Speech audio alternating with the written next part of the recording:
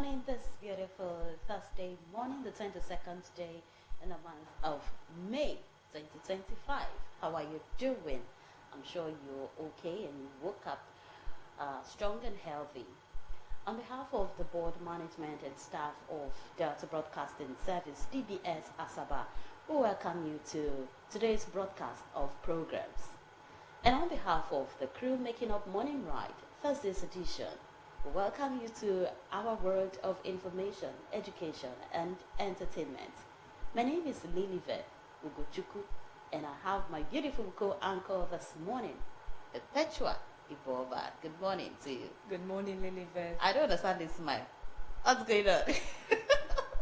Don't mind me. I'm good. How are you doing? I'm fine, thank you. That's good. You look amazing in black. Thank you. Thank you. You look good too. I'm loving your two-face. Thank you so much. Yeah. Oh, I didn't see those bulky earrings. I think I'm going to do justice to that after this. I like doing justice to people's item after the ride. Okay, so Pepe, what have been happening? It's almost the last day in the week. Monday, Tuesday, Wednesday has gone, and this is Thursday. So how would you rate the week so far? The week has been like every other week, working, trying to beat traffic, trying to get to work in time, trying to ensure that your daily goals are attained, and when you go back home, you go back to the drawing board. What have I achieved today? What do I need to still do tomorrow? So it's a constant repetition of developing yourself to be a better version of you as the day goes by. You're not in competition with anybody. The only competition is yourself. That's basically what I've been up to. Sure. Yeah. Sure. Well, that's true. You're not in competition with anybody. If you want to live your life based on what people say, or because someone is living their life that way, then you're going to fall into a ditch. It's just like a blind man leading a blind man. So do your thing yourself. Don't look at people and don't really think too much of what people will say. Although you can consider a little bit when you know that what you're doing is wrong. Consider how it's going to affect people. Sure. But when you have to go with your mind, you do the right things, and you know that, okay, this is what your instinct is telling you, then do not bother too much on what people will say. Right. Let's take domestic violence, for example. Some persons stay in the house, or they stay in that marriage simply because of what people would say. True. What will people say? You're dying, silently dying, and you're asking, what will people say? How will my children feel? But at the end of the day, you discover that you're doing more harm to yourself and your family than good. So it is better you walk away and stay safe for your children and for your life, because those people who say, oh, why did you leave? Why did you leave? It just beats. Why can't you take it? They are the ones that would still come out to say, why didn't you leave when you knew the kitchen was too hot? Why didn't you get out of the kitchen? So with that, I have learned not to live my life based on what people will say about me. I only do the right thing, with the guardians and the leading of the Holy Spirit and my instinct. I do the right thing, and I care less about what people would say. This reminds me about a video I saw, was it early this week, about a man beating his wife. Lilibet, the way he was beating that woman. Okay, with a stick, right? Yeah, with I a saw that stick. video. Oh, you saw that I video. did. And what kept running through my mind was, I used to think that marriage was an institution where they say the two shall become one. You get married to your best friends. It's not like problems will not come up, but at least because of communication, you talk it out and then you apologize. I'm sorry, I didn't mean to do this. I thought it was this way. Please forgive me. So the question that kept running through my mind when I was seeing that video was, how did we get here as a society? Because early this year, it was like domestic violence was the order of the day. Women on men, men on women, and it was nothing to write home about. This and the family is the major nexus of the society. It is what makes up the society. So I was asking myself, if families have come to this extent of husband and wife even fighting sometimes in front of the children, then what is the guarantee that we would make better societies if the family is dysfunctional in the first place? So these are the questions I keep asking myself, and these things need to be looked into. If you know you're not ready to get married, don't do it because of the bandwagon effect. Don't do it because of the fun and pageantry and the ashwebi and the money that will be sprayed to you. Marriage is the wedding is an occasion, but the marriage is for a lifetime. That's what people should understand. And if you're not ready, don't let anybody pressure you. You're aged, you're not finding it in, you're not getting any younger. With what our society tell ladies these days, you're not getting any younger. When are you tying the knot? Don't let anybody pressure you. Do you at your own pace, like Lilibeth said, with the guiding of the Holy Spirit, and of course the world will adjust. Beautiful. That's it. With the guiding of the Holy Spirit, the world will adjust. All right, so that's it on our opening speech this morning. We'll quickly go to a national and international celebration. On the international celebration, we have the International Day for Biological Diversity. International Day for Biological Diversity. It says dedicated to making Earth a place where all creatures can not only survive but also thrive. Perpetua, throw more light on that. Well, in simple terms, when we talk about International Day for Biodiversity, this is a day that is dedicated to celebrate nature and understand why we need to protect all forms of life on Earth, because everything in nature is connected. It's like a circle. So when we take care of the planet, it takes care of us by giving us food, clean air, water, and healthy environment. You've got to think of an International Day of Biodiversity like a big garden.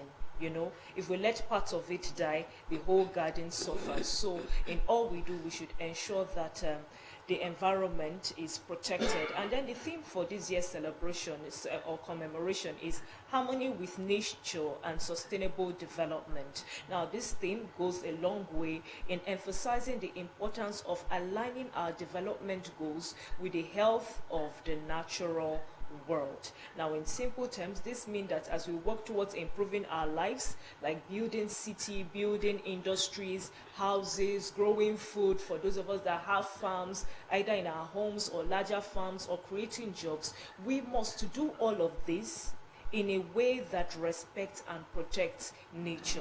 Now, this approach ensures that we don't harm the environment, but instead we live in balance with it. That's what today's commemoration is all about. Yes, thank you so much, Pepe. And so if you're looking for a day to show your love for our planet, why not celebrate it today? The International Day for Biological Diversity is celebrated every May 22nd.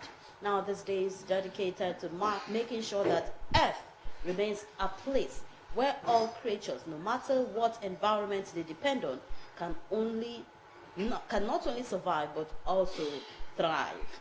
So as we celebrate this day, let us remember that while you're on Earth, you're not here to survive alone.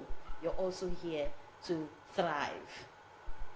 Okay, so that's it on the International Day for Biological Diversity. There's another celebration that when I saw it, I just smiled and I was like, oh yeah, we have to actually celebrate boss ladies. Every boss lady out there, independent woman out there, or every independent woman out there, we need to celebrate you. So today is the National Boss Babe Day. National Boss Babe Day. The sky is the limit for boss babes. Let's celebrate all amazing women today. Every amazing woman around you that is a boss. When I say a boss, I mean someone that is independent, self-reliant, self-established, someone that doesn't depend on anyone but depend on themselves to make ends meet and also to reach out to others. So those are the people I call boss. I know you know what I mean by boss lady. Now when you see any boss lady around you, you're supposed to celebrate them. So National Boss Big Day takes place on May 22nd every year. Women who wake up every day to face insurmountable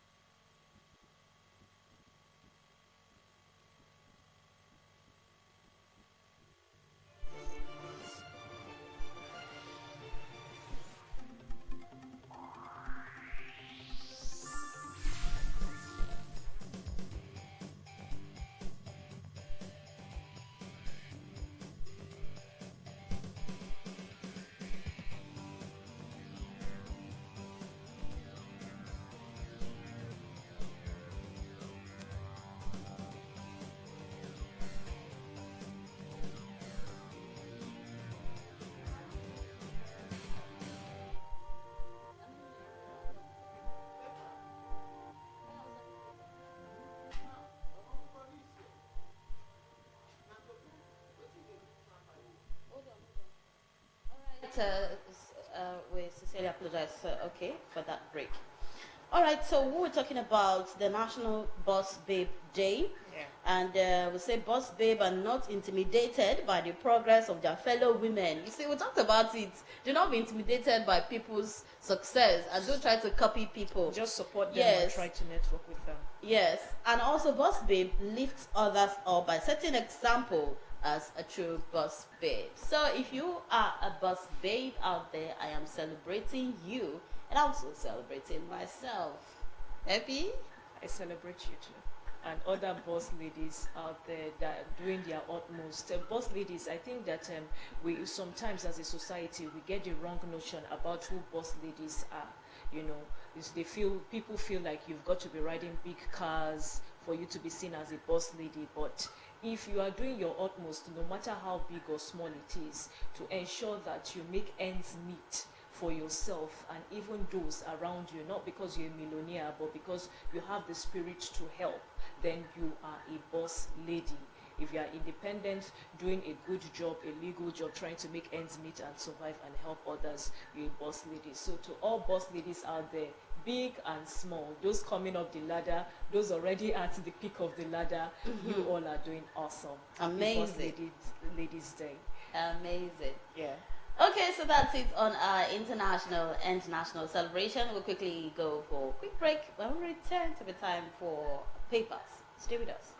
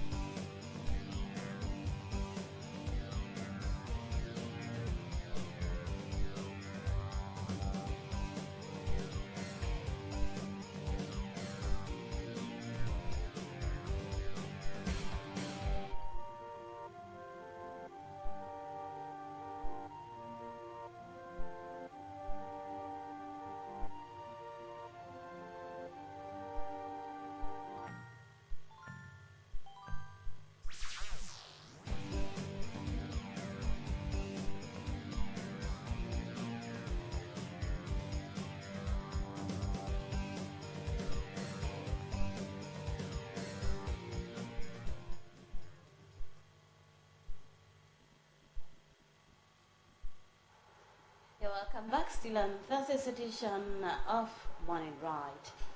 Okay, it's time to quickly go to our dailies. Let's see what the papers have for us this morning. First, we're going to begin with the Daily Trust. And a screaming story on the Daily Trust says 2027 ADC as new bride. ADC as new bride. Another story on the Daily Trust we have on page 12, Dangote to FG, focus on local investors. Also on page 24, we have manufacturers, LCCI, demand interest rate reduction. On page 14, shadow government, court orders DSS to serve Utomi, begins hearing June 25. And we have politicians, soldiers among Boko Haram informants. Wow, that's a blow. Politicians, soldiers among Boko Haram informants. And this story is credited to Zulum. Wike raises alarm over FCT security and health sector. Reps to raise panel over abandoned Barrow port. Spelling competition exposes poor standard in FCT schools. Okay, so that's it on the Daily Trust this morning.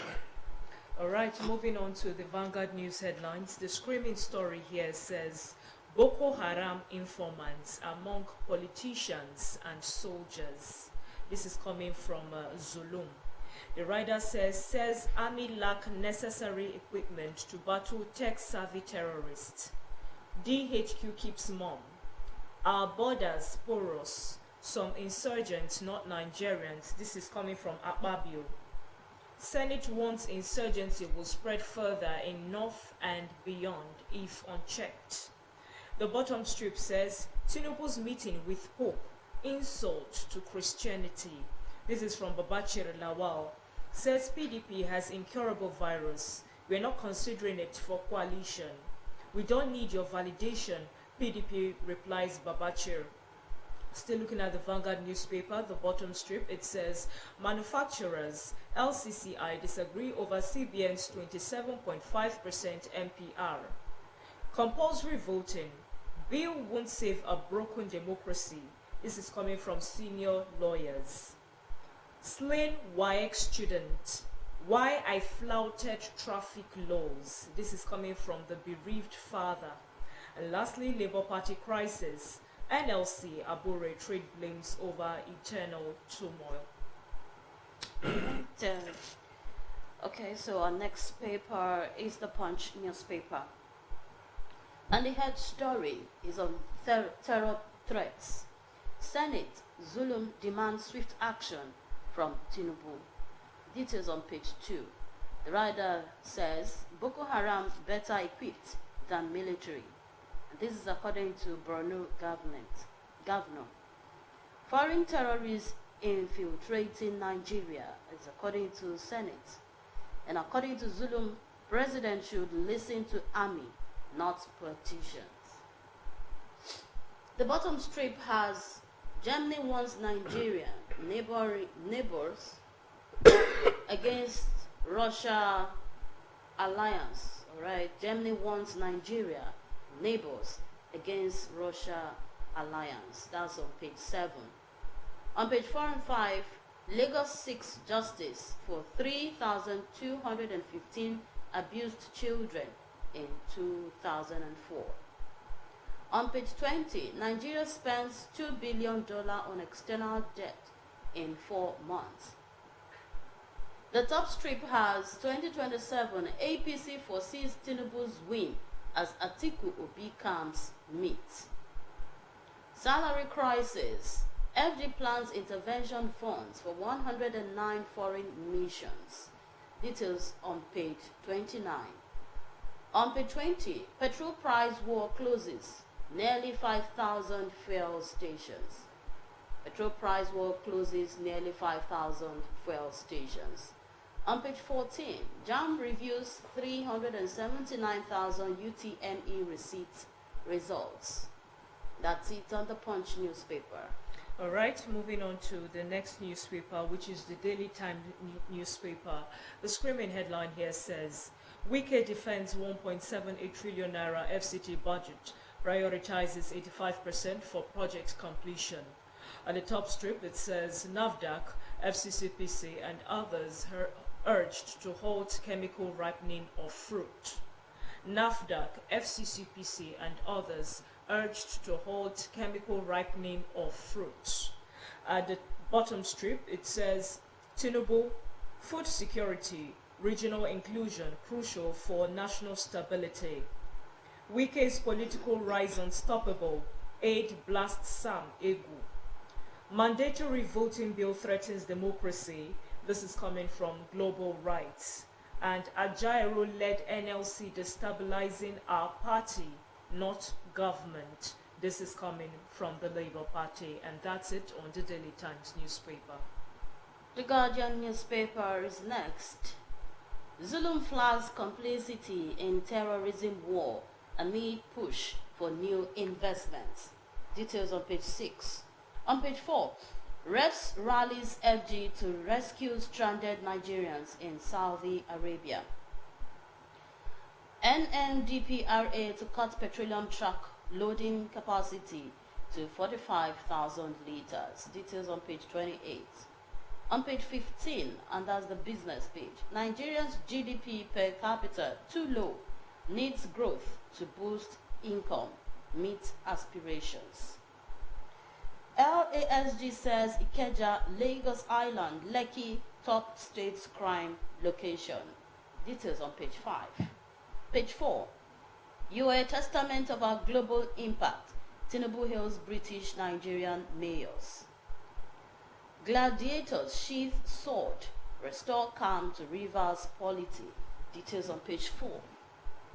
Manufacturers grown over 37% lending rates, cite threat to productivity. Details on page 6. On page 3, we have the 2027 Forget Defections. Hungry Nigerians hold ace. Makinde tells PDP. On page 3, Nigerians face heightened insecurity with over 2,000 prisoners at large. Also on page 3, why I didn't yield to calls for registration by JAMB registrar. That's it on the Guardian paper. All right, moving on to the Nation newspaper this morning. The screaming headline here says, Tinubu, governors, ministers, APC chiefs in mid-term review. President to rally party members behind his reforms, good governance in state. Correctional Service places 5 million naira bounty on 6 fleeing Elisha prison inmates. At the top strip, it says police station can't function without 45,000 naira quarterly running cost. DSS not part of Kanu's arrest. DSS not part of Kanu's arrest in Kenya. Don't delay trial, court warns. Southwest Development Commission raises integration hope.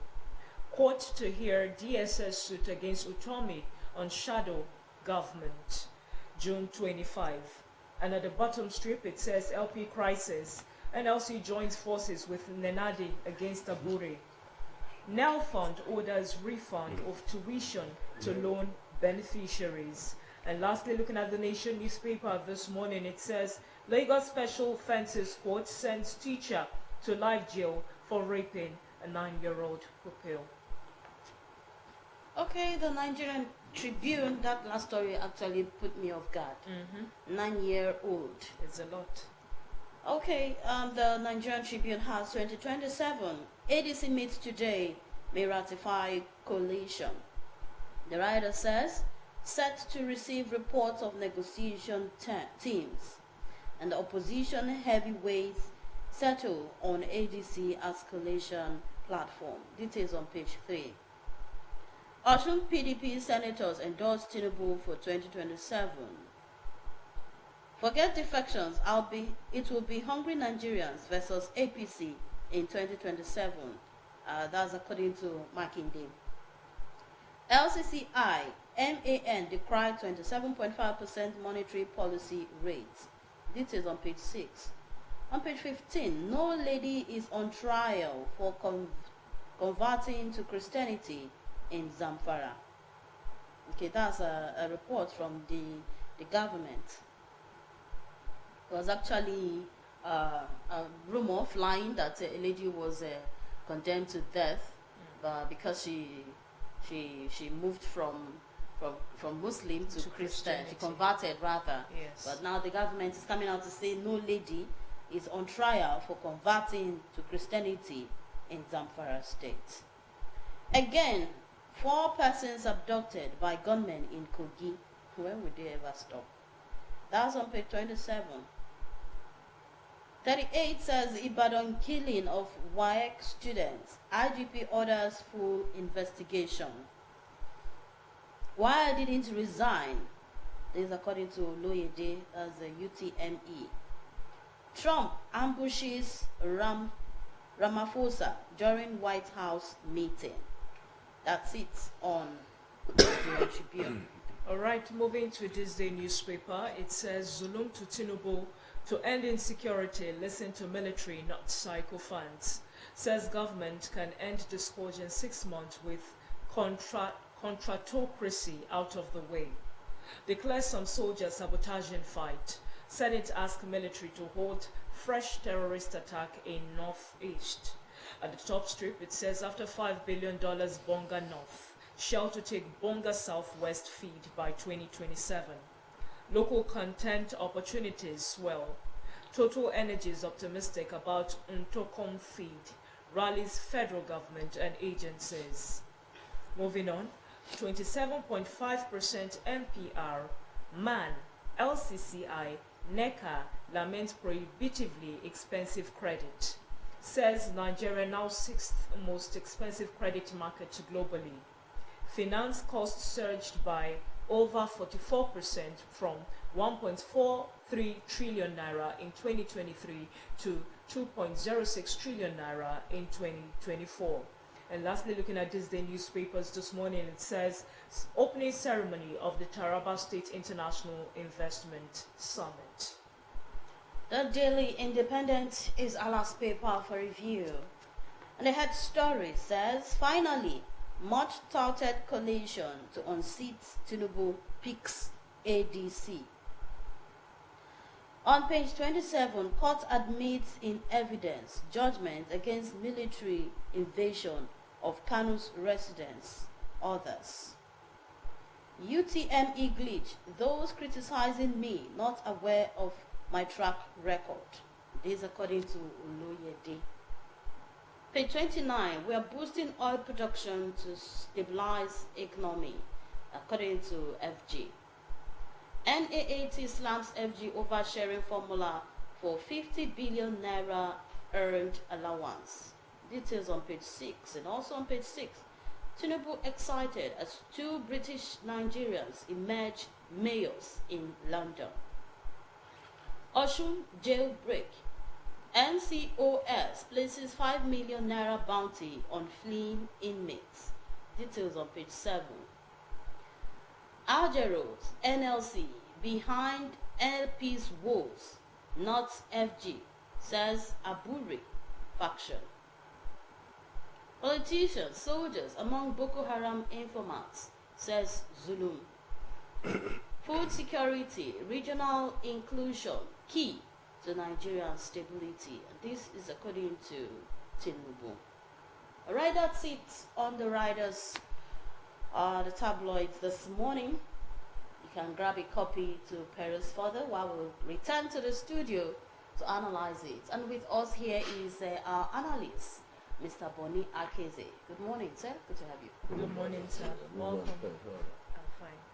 All right, let's start with this story saying Ajero's NLC behind LP's woes, not FG, says Aburi faction. In your own opinion, would you agree to this statement? Well, we're not in a position to agree or disagree. They are involved in the crisis. It is one's word against that of the other. And to me, those are not issues that should be engaging our attention, so to say. Labour Party is just one of the numerous political parties in Nigeria. Like I've always said here, democracy is a process. Okay, that's a nation attending the status of a democratic nation is a process. It's not an event. So all these happenings within the political space, they are all part of our experience and the journey of democratization. So whatever they think they are doing there at the Labour Party, well, it's up to them. So that is how I see it. But what I'm saying now is that is Ajero, NLC, are they supposed to be partisans to any party? Are they supposed to support any party? I thought they were supposed to be just neutral. No, all over the world, you have what we call the Workers' Party. Mm. And all the Workers' Party around the world, the labor centers are behind it. And even the Supreme Court of Nigeria has made it very, very clear that there is nothing, either in spirit or letters of the 1999 Constitution as amended, that deprives workers from participating in electoral politics. And they always give listen that you have a timeline to resign if you are going to contest for position. And when the Labour Party was registered by INEC, it was not a group of politicians that registered it. It was the NLC. That was even before the NLC splitted into NLC and the TUC. So if you go to the, I'm sure that if you go to the certificate of registration of the Labour Party, if you go to their file, you will see that it was the Labour Center, NLC, that registered it, and I'm very sure the certificate of that party should be in the sheriff of the NLC. Okay. So it is a party owned by the Labour Centers, because they registered it, and they registered it for and on behalf of the Nigerian working people.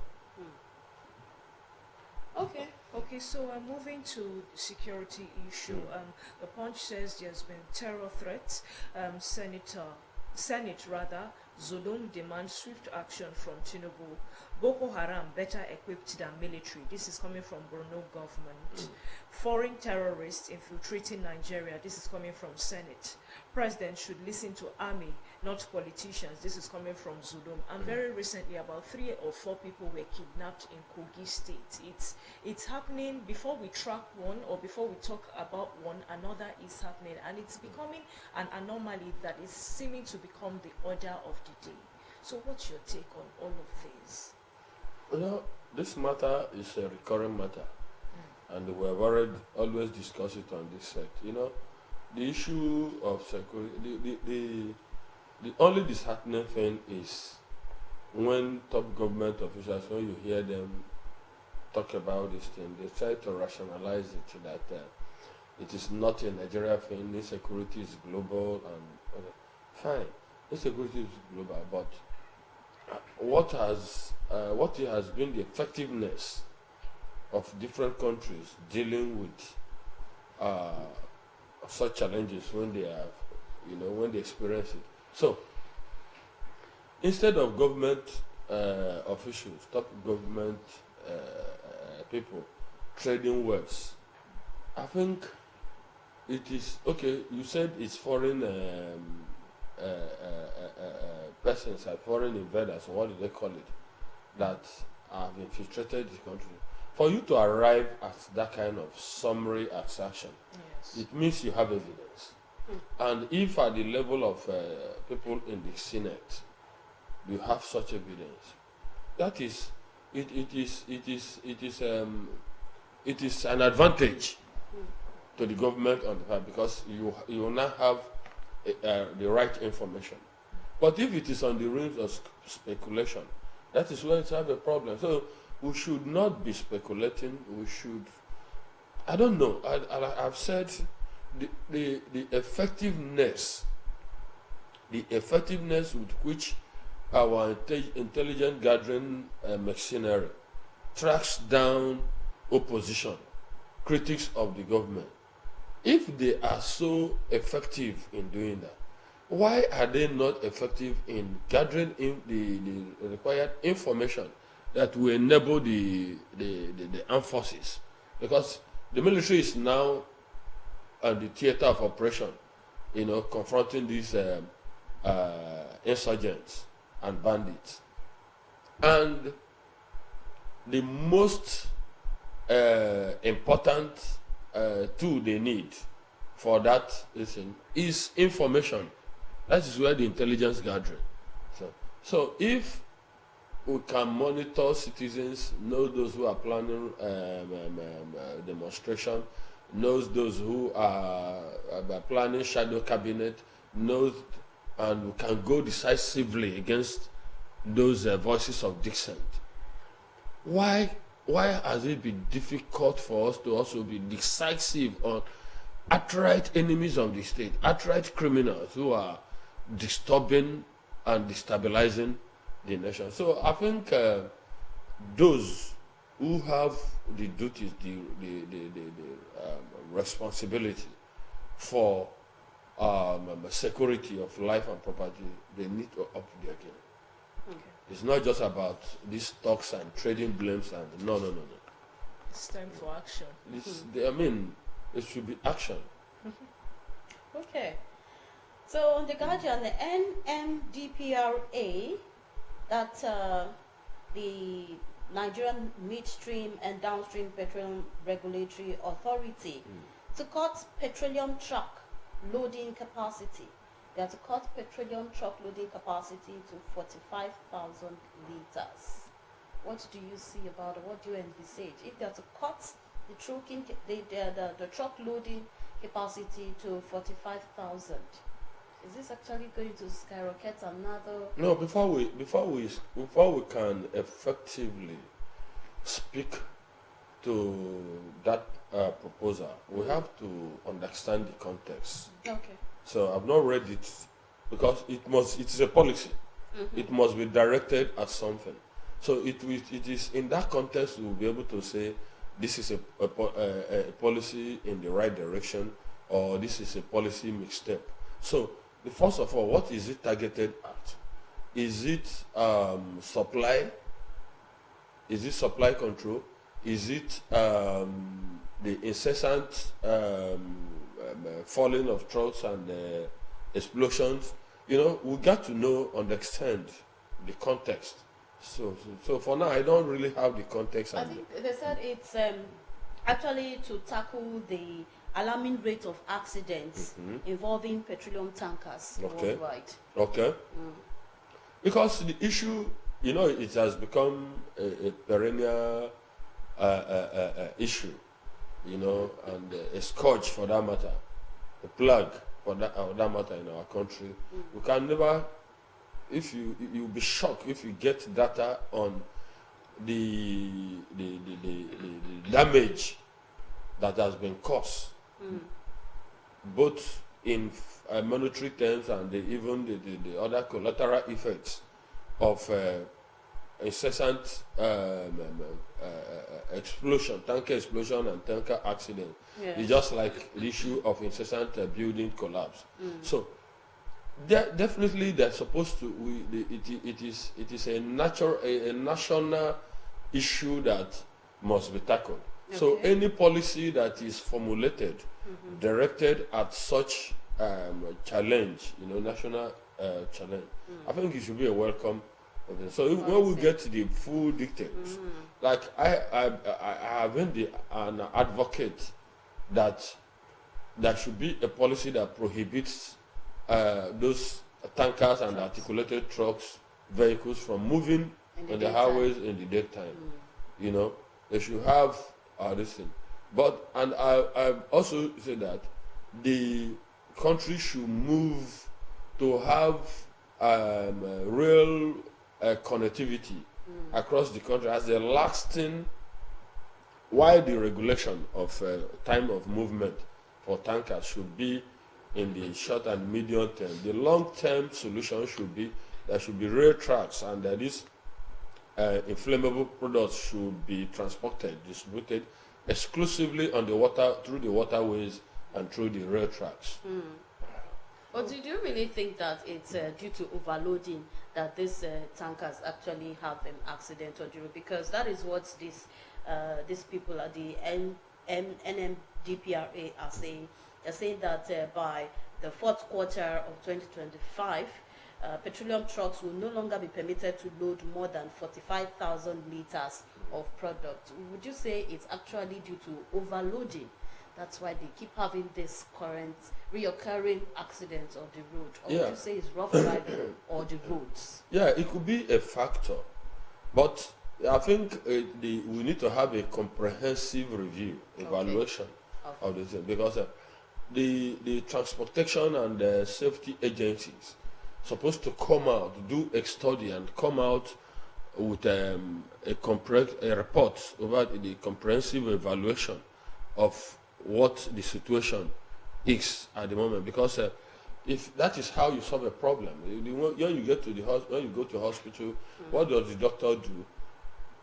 He first of all undertakes some of diagnosis, do tests, do scan, and review all this to come up with through those diagnoses, you make inferences and be able to come out With what is wrong. with a report and an informed decision. So this is how it's supposed to be with policy administration. So the transportation and safety agencies supposed to do. If you talk of trucks, all trucks are not of equal capacity. So we have the capacities are calibrated. So I don't know if putting just excellence. So no matter the size of your tanker, this is what you will take. I think it's a blanket approach. So we need to do a more detailed evaluation and look at all the pros. Of course, even I talk about the safety agencies. You know that some of these trucks are scraps that are not supposed to be on the road. But our own culture in Nigeria. You just keep. So you saw some of the trucks and you wonder why these ones are still on the road, and the road safety, they are there at checkpoint checking smaller vehicles there. I cannot remember the last time I saw a tanker or an articulated vehicle being checked by the members of the road safety corps. So their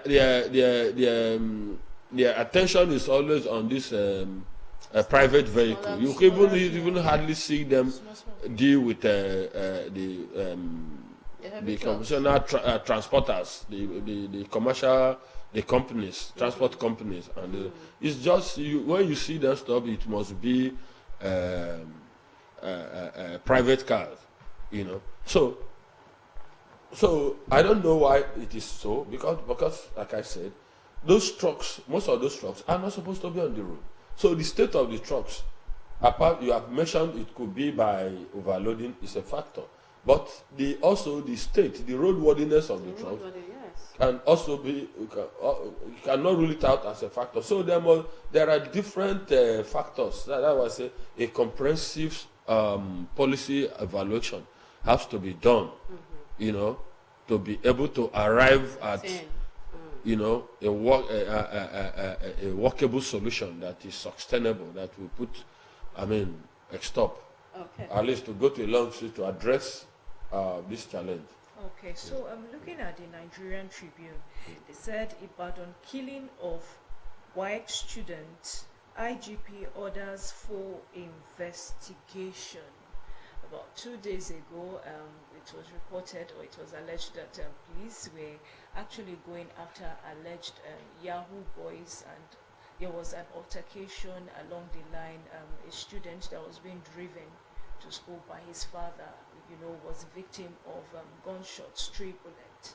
So what is your take on all of this? Because the father is coming out now to say he wants justice, while some people are of the opinion that his father was even driving. He beats traffic. He beats traffic, thank you. He beats traffic. So there has been different altering views about this particular issue. So what is your take? Okay, let's take it this way.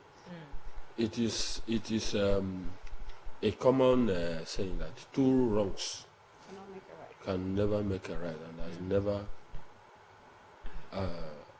made a right, anything right. Is there anything in our traffic law that permits you to open fire on traffic violators? Is there anything? Is it even reasonable? Is it even sensible? So, in law, it is taken that instead of you to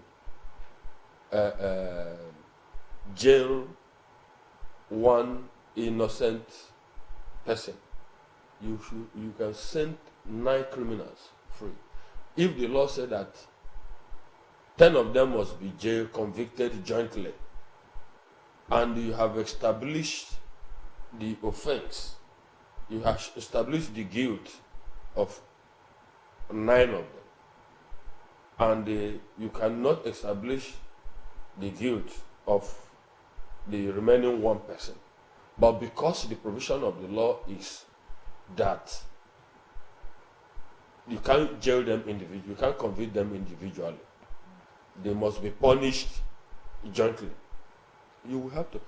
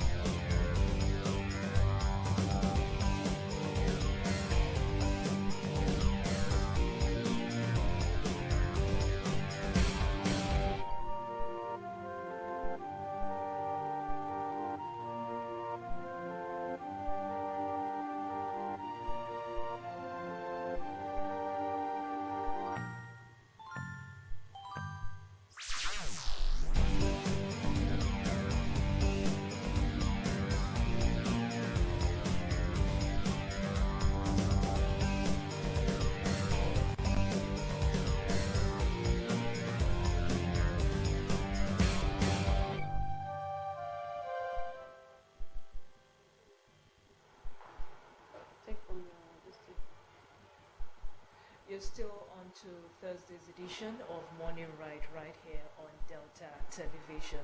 So we were discussing about the student that was unfortunately unalived about 2 days ago due to some carelessness by some police officers, and now his father is demanding for justice. Mr. Bonny, what's your take on that? Yeah, we were saying that because when we picked it up, that people are also accusing the father that he was a traffic violator. Yes. Yeah, I said fine. Then the question is, was it right for them to fire, for the police to have fired at the vehicle? They are on the road, and you know how morning hours are on our road. Busy. So, why would you, for the sake of tracking down one traffic violator, put a whole community in jeopardy, at risk? So, what is the our vehicles are registered, and all the vehicles are supposedly vehicle registration, and there's a database of it. Why not capture? I think that was what just capture the plate number of the vehicle, of the vehicle, and you go after the radio, all the police formations around, and all they will track the man down. Why giving him a chase on the busy road and in the morning hours where people are rushing out, and so there is no rationalization, there's no justification for that act. So to me, it is up to the police authority. The traffic offender will face the repercussions of violating traffic, and the police should face the repercussion for an unethical conduct. So that is what it should be. Now somebody asked me during the Rivers issue. I think we were on this year with the Rivers House of Assembly and the Governor of Education. And they said, well, the Supreme Court has spoken. So what the Supreme Court says the law is, that is what the law is. But when he asked if you were in the position then, I would say, if I were a judge and the matter came before me, that the House member will face the repercussion for their action because they had already sworn to an affidavit. Then the governor will also face the repercussion for resorting to self-help. So, and I think when we start doing things like this, all of us will sit up. All of us will sit up. Let the rule of law take its course. Let us be governed by law, not by men. Look at what they have cost by a simple thing. And also let our agencies, law enforcement agencies, let them be equipped. If the traffic management agency, they are equipped with the appropriate tools like good cameras, they don't need to have to chase you. They don't have to chase you. They captured this thing. But I remember when one of my cousins was knocked down by a vehicle at night. The driver thought he had escaped. What did we do? We went to the scene of the accident. But I said, no. A criminal always leaves something behind. A trace. It was when we got to the scene, and by the side of the bush, we saw a broken light, the glass covering, and on it was crested the plate number of the vehicle. That was how we were able to try to get to the person who killed our brother. I'm not saying, I say in Nigeria, within our environment, yeah, just on this Asaba Abo. So it is not, there's nothing rocket science about it. There's nothing. We picked that place, we saw the crest number, we took it to licensing office, and they were able to get to the registered name of the owner of the vehicle. When they did that, even the owner of the vehicle, did not know because it was his driver. The driver told him that somebody hit him and he had taken the vehicle to panel beater, for repairs. So if that could, so I don't see any difficulty. So there was no reason at all. There was no justification for that sort of chase that resulted in this tragedy. It looks so unprofessional that you would chase somebody what else will and we call then it? open fire. It's really unprofessional. What else can we call it rather than unprofessional and unethical? All right. So let's see this story. Okay, why I didn't yield to calls for resignation by JAMB registrar. We know about the JAMB story. So the JAMB registrar, Professor Ishak Oloyede, has shrugged off calls for his resignation following glitches that marred the 2025 Unified Tertiary Matriculation Examination and his acceptance of responsibility. The people are pressurizing him now to resign. Is that really what we want? Because there was a makeup test after this whole incident, and people are still pressurizing him to resign, but he's not budging. If the issue of resignation rests with Professor Oloyede himself, it should not be a kind of prayer. He didn't commit any criminal offense. He came up. It's even unlike what is popular in Nigeria, that we begin to cover up and begin to rationalize but the man owned up. He owned up and said and took responsibility and took steps to remedy. So what else do you want from him?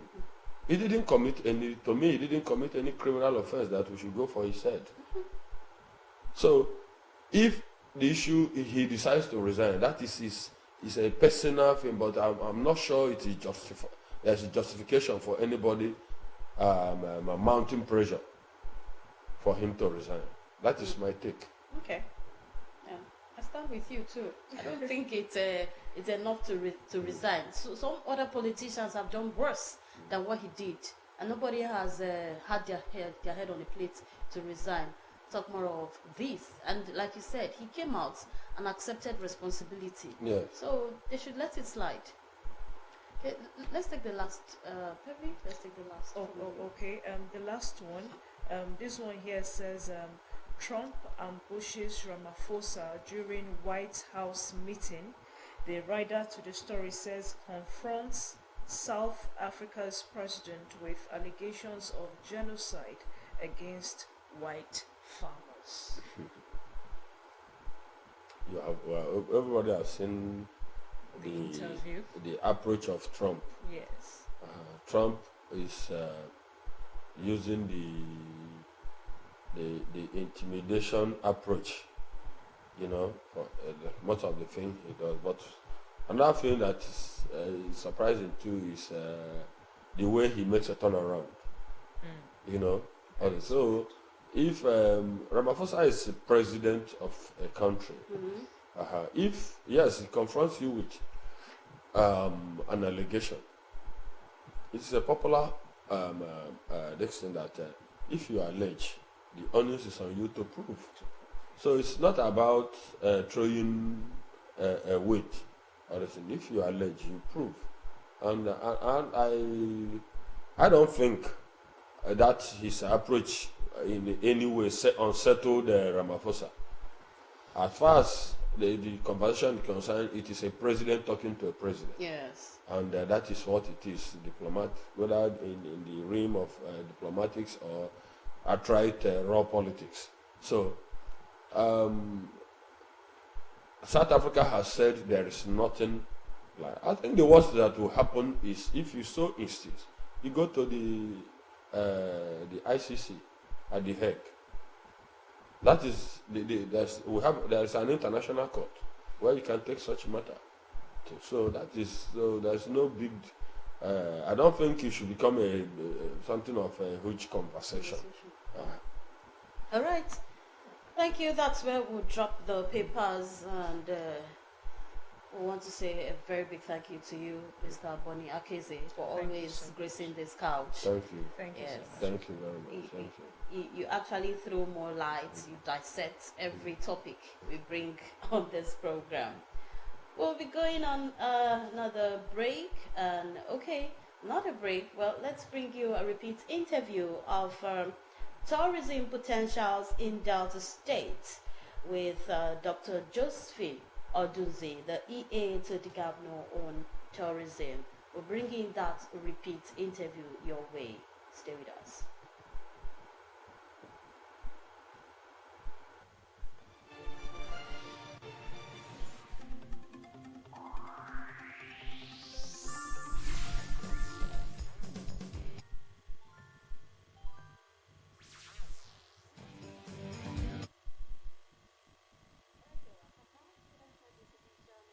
Next sport, and we have on our couch this morning the beautiful Dr. Josephine Odunze, the Executive Assistant to Governor Sheriff Oboriwori on Culture and Tourism. Good morning, ma'am. Good to have you. Good morning. Good morning. Thank you. Welcome. Yeah, I'm happy to be here. Thank Welcome. you.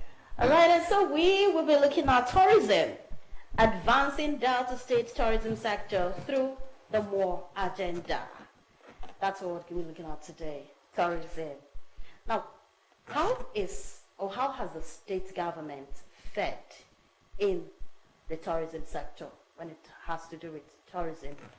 How would you judge the state government? How has it fared so far? All right. Good morning, viewers, and of course, the anchors. The state is known for oil. Yeah. Anywhere you go to, of course, you can't, if you're talking about Niger Delta states, Delta is topmost on that list. And Niger Delta states, they are known for oil. And right now, oil is almost going into extinction. So tourism becomes the new oil, or you can say next to oil. So our working governor, Right Honorable Elder Sheriff Oborevwori, has done so much, in his time, and also trying to consolidate on what was done by former administration in the area of tourism. But before I go into that, tourism industry is one of the fastest growing industry right now globally. And a lot has been done in this state. Most importantly is creating the enabling environment for investors to thrive, for collaborations. How has this been done? By making sure tourism cannot thrive without peace. Yeah. So the environment has to be peaceful. The environment everywhere has to really, be conducive for investors from all walks of life because when you're investing, you're not just investing because you want to invest. It's business. And you're investing because you want to make profit. So if you're coming to collaborate in the area of tourism in the state, you're coming in because you want to make money. And there's no business that can thrive in a volatile environment. Yeah. So those investors, the state government has created the enabling environment for investors to come in. Now I'm just going to talk about one of the laudable projects of the past administration that this administration is also helping to consolidate and bring in a lot of other innovations into it. Here we have the Film Village, the leisure park. Yeah. It is not just a national monument, it is world recognized. Recently, it was acknowledged, because of what we have here, the edifice in Asaba, as a creative city. If you know about the recent, that was a few months ago, there was this festival, I think in Osun State, it made so much noise. With that festival, they are still begging and asking that they should be made a creative city. So if Delta State, as Asaba, to be very precise, can be made a creative city because of what the state government now, in quotes, has been able to do in the area of tourism, arts and culture, I think that is laudable. And it has actually given a lot of visibility, some level of synergy, collaboration to anybody that is ready to come to Delta State to know what we do here. Yeah. So the state government has done so much in the area of tourism. Yeah. So you recently had a tour of different tourism centers across the state. Exactly. Now, what was the intention of this tour? What was your findings concerning this visit you embarked upon? All right. We went on a tour. I led that tour with some other appointees.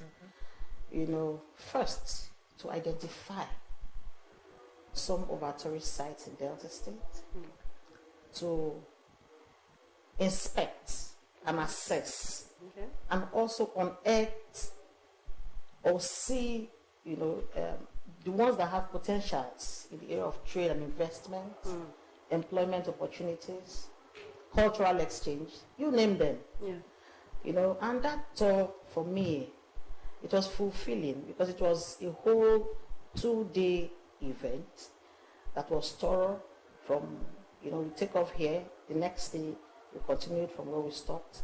We may not have gone round because I wouldn't want it will look more of an exaggeration.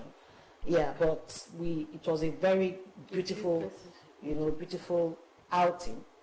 Yes, we went to, if I have to take you, through some of those sites, went to, started from Umuaja. Okay. That is where you have the source of the river Itio. Okay. So from Umuaja, we moved to Makati Beach, from Makati Beach to Shiloh Beach, from Shiloh Beach to Warri. We have Warri Gardens. Then from there to the Hebrew Ecumenical Center at Abaruto. Okay, where is this Makati Beach and the Shiloh Beach? Okay, yes. Thank God you're bringing me back. Yes. When these River Ethiop, where we have the source of the River Ethiop at Umuaja. That River Ethiop flows into, it's actually one big clean river that flows into Makati Beach. Makati Beach is in Abraka. Umuaja is in, I think that's Kwale, you know. Then from Umuaja, you move to Makati Beach. It flows into Makati Beach, the River Ethiop, from Makati Beach to Tough Club, you know, of Tough to now Shiloh Gardens. All in Abraka. No, Shiloh is now in Makati and Tough, they are in Abraka. Okay. Umuaja is in, Yes. the source is at Umuaja, Umutu, around that area. Then the Tough Club, the Shiloh is at Eku. You can see, you know, so it is quite navigable. All right, so the potential in that area is that you can actually serve as a site for boat regattas, for events. Yes, You know, if Delta State is about to host National Festival for Arts and Culture, a lot of those cultural gatherings, it's beautiful. It can also serve as it can be used for botanical garden. You know, there are some of these plants that grow by the riverbanks. Yes. So those Richard Stark students can come in. Most of them are also, you can't just see them randomly everywhere. So you can just come and use, and because of the neatness, the cleanness of that water, if you have, you know, if you have some of this water from that area, you know, bottling companies, you really don't need to do much. So a lot can be done through, you know, through that River Ethiop, and it has a lot of potential. These were the things we actually, a lot of persons, that was the first time of being there. Yes. You know, you see this river is just flowing out of a silk tree, under a big silk curtain under a big tree. So you just see it as it's just flowing out. And then it It's moves very quite, navigable. yes, quite navigable. You know, you can, from that point, without coming to the road, you can move from that Umuaja to Eko on water. So that is beautiful, very beautiful scene. You know, and a lot of other things. Like like I said, we have the Gori Gardens is owned by the state government. We also found out that it needs some level of government visibility, government attention. They need to look for, because if the private sectors, the private owned tourist sites are doing very well, the ones owned by the state government should do better. You know, because if you are saying we need some level of collaboration, we should be able to also give some attention to what we have. Then to the Abaruto Ecumenical Center. That is our Jerusalem. Because people will come in there for some spiritual exercise, you know, and also it's very serene. You can come in there with your family, you know, if you really want to write, you know, if you really want to think straight, that's a very beautiful place. You come in for meetings, for conferences, it's beautiful. Then that took us back to Nedmoko's garden, garden and resort.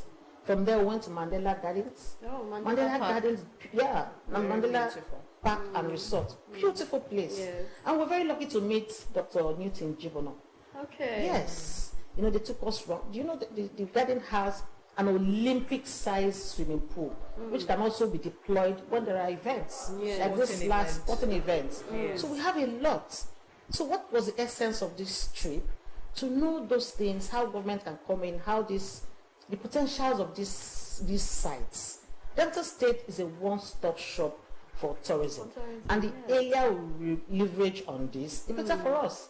Now, this administration also has, before, you know, when this administration took off, about the first and second quarter of this administration, we went round the whole local governments, the 25 local governments, you know, documenting their dances, the history, the food, the everything. Then we have kind of a compendium of all these in a book. Now, it is nowhere, it is lying somewhere. That should be at the gateway of every point into and out of Delta State. Where you pick it, I've seen about 2-3 proposals. And what are they actually trying to do? Less than what we have done. Where are these books? Where are they? It is to start Discover Delta. Then I was home when it was, you know, and actually, it was actually, you know, I saw some, I had to help to assess, x-ray, and also correct one or two of those rushes when it was brought in. Now, if you pick this up, they don't need to tell you.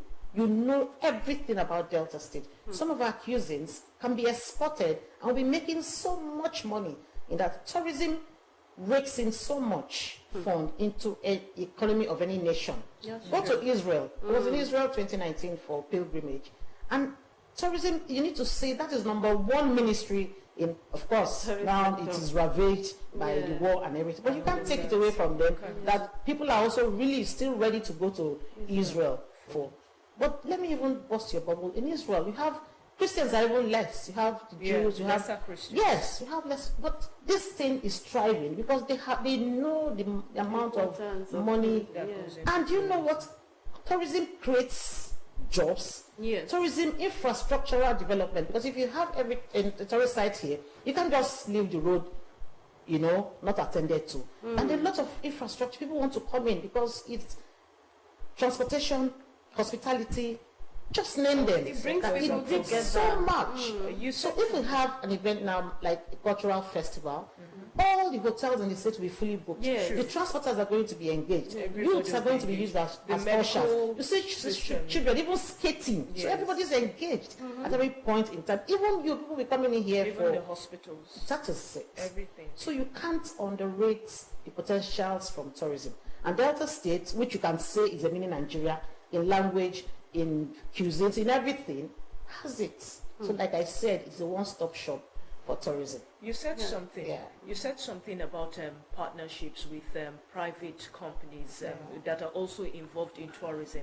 So how far has the state government gone in partnering with private organizations in the state that are also involved in tourism?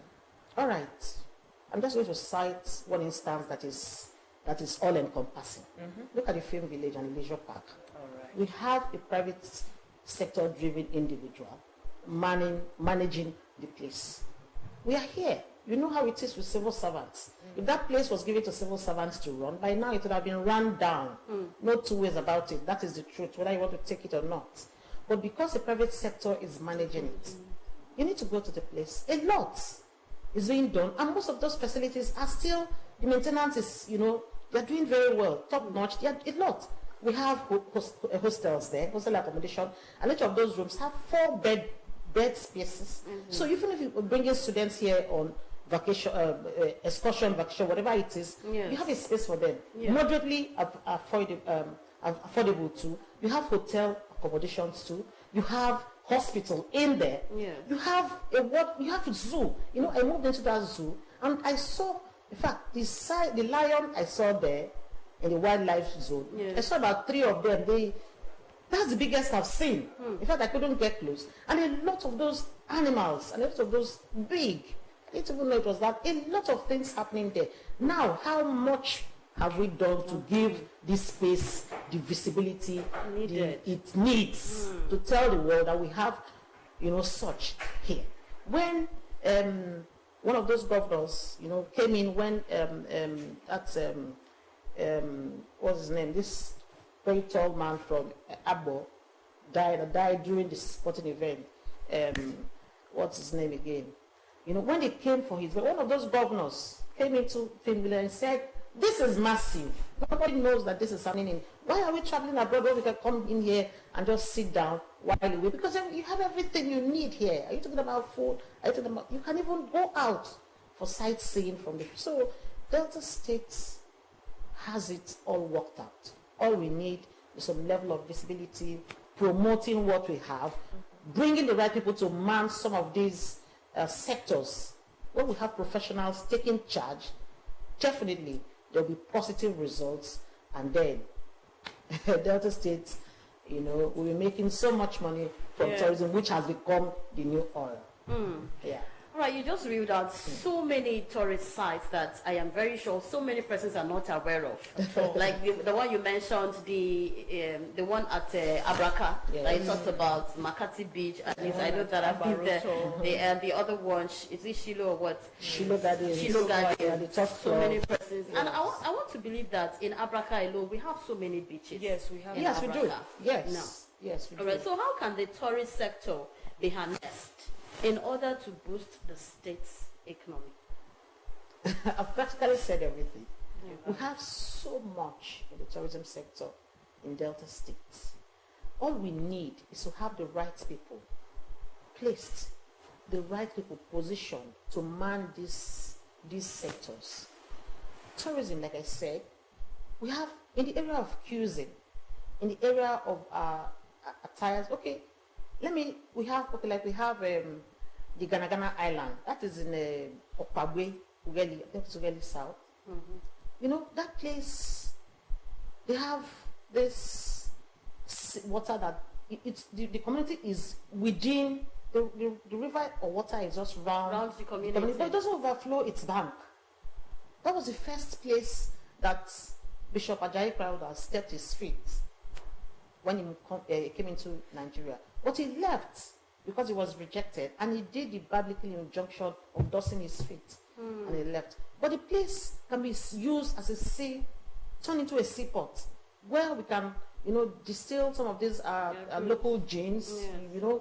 We can export some of these things. We have, like our snacks, we have the boko gari, like we call it. We have this edible, like you call edible worm. We have our banga that can be processed. We have, I actually saw a cup, for palm wine that was produced from shell, coconut shell, here in Delta State, and a lot of those things, even packaging, well packaged. And GM Tourism Board, when we went for, I think there was a program we went for cultural festival, National Festival for Arts and Culture. You need to see, Delta State won the exhibition in the area of cuisine, because they don't need to tell you, come into their stand, you will see that these people are really ready. Creative. They are creative. All these, I'm talking about all these packaged. So if they're properly packaged, you can export them. So there's some level of attention, or there's a push in the area of trade and investment, that this tourism can, if there is exchange, proper exchange, meeting in trade and investments, it's going to rake in so much fund. Then are you talking about culture?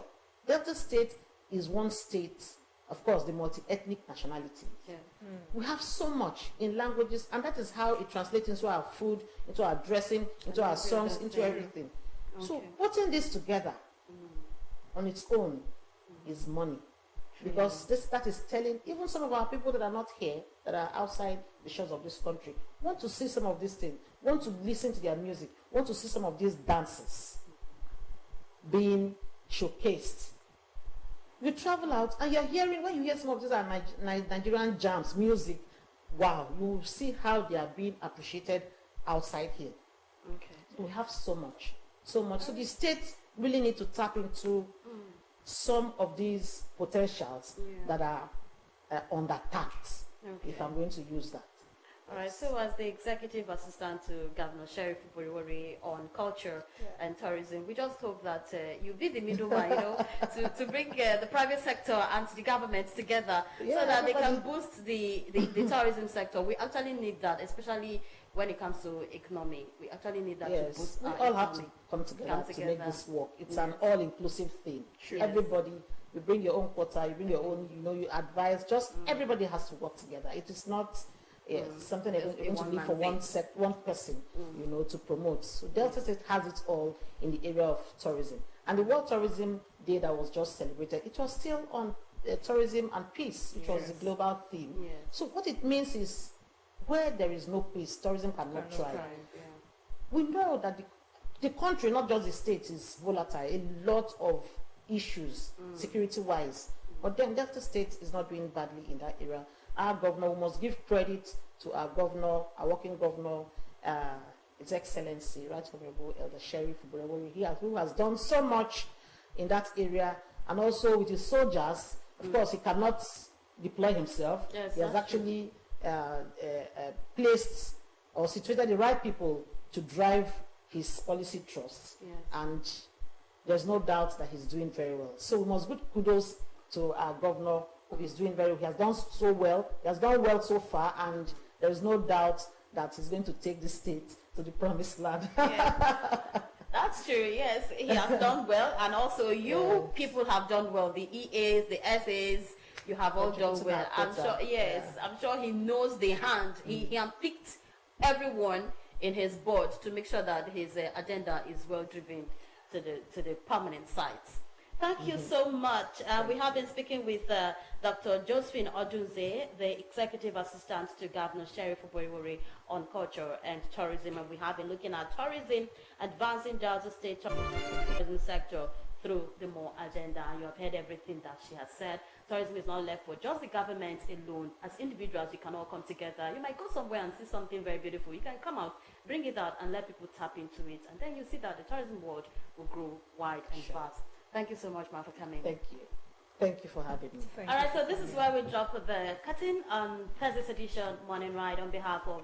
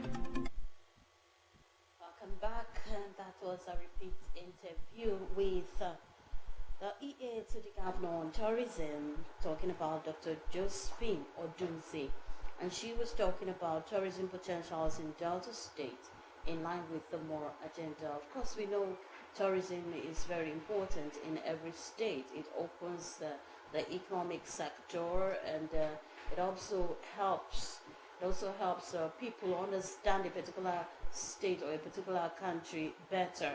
You know, you cannot talk about a country or a state if you have not been there.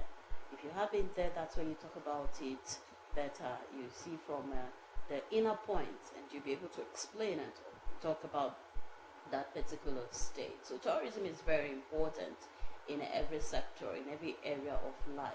Tourism, the economic stability of the country grows. It helps in different parts, and also it helps to talk more about the culture of that particular state.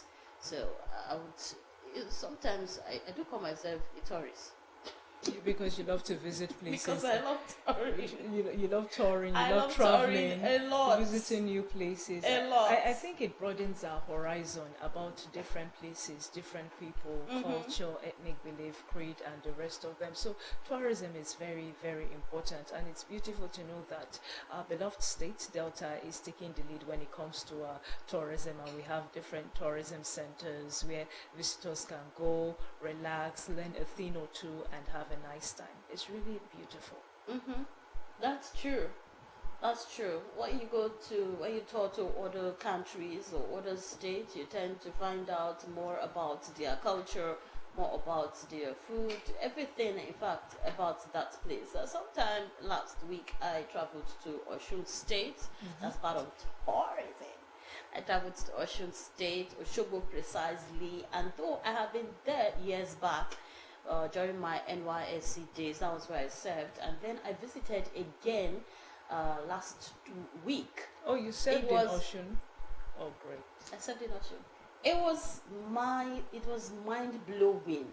I would say it was mind blowing. The whole place is just like it's so open. You know, new buildings, new construction, new projects, even their government house. Sorry to say, the government house was looking superb compared to when I was serving, you know. And I told myself, wow, this government is actually doing well. The present one, the past one, because I know it did not just start with this present administration. So the past and the present, they all did well in giving a facelift to that state. I tell you, Osun is now more beautiful than ever.